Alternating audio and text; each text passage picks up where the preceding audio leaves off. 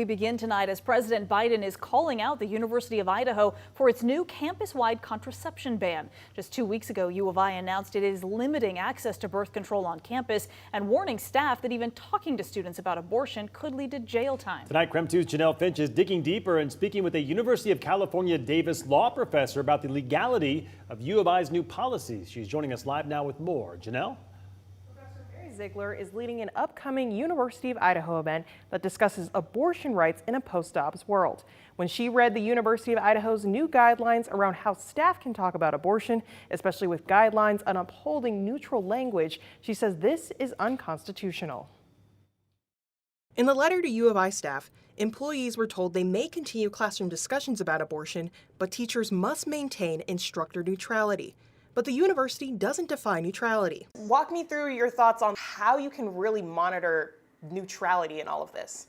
Can you? Yeah, I don't really know how that would work in classroom discussion. It's sort of unclear exactly does neutrality mean balance in the sense of you hear from people with different views, or does it mean that no one can have a view at all? And if that's what it means, it'll be hard, I think, for faculty to implement it because they won't really understand when something is or isn't neutral. Even though the university hasn't yet outlined future details on enforcement, Professor Ziegler says policies limiting speech with a focus on abortions are not constitutional. Generally, it's not constitutionally acceptable for state administrators to mandate neutrality or to chill discussion about something like abortion.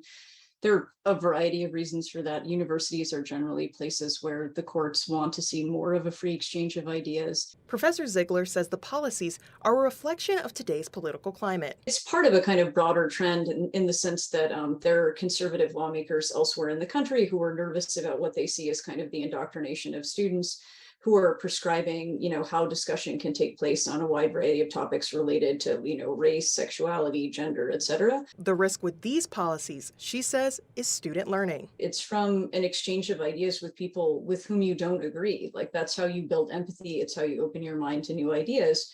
And if you can't, because either you or your classmates or your teacher are afraid of running up against some policy, your learning experience is going to be less rich. She believes these policies could be challenged in court. Those on campus who are personally affected would carry the most weight. But as stated in the university's letter, employees in violation of the law could lose their jobs and even be banned from future state employment, giving them a lot to lose.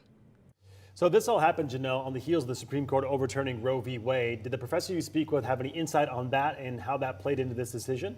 Absolutely. Well, Professor Ziegler told me across the country there's a lot of demand from students to talk about this subject, even more so now with overturning Roe versus Wade this summer. So she actually calls it disturbing that these policies are being put in place and could affect the richness of classroom discussion.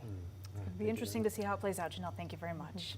And also today, President Joe Biden met with his task force on reproductive care. They touched on U of I's guidelines on limiting the discussion of reproductive health on their campus. The president said, quote, "My message to any other college considering enacting policies like this is don't," unquote.